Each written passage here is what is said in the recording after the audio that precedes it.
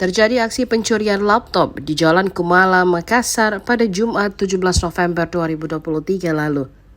Aksi tersebut terekam kamera pengawas. Terlihat ibu-ibu berpakaian serba hitam mengambil sebuah laptop yang berada di atas etalase.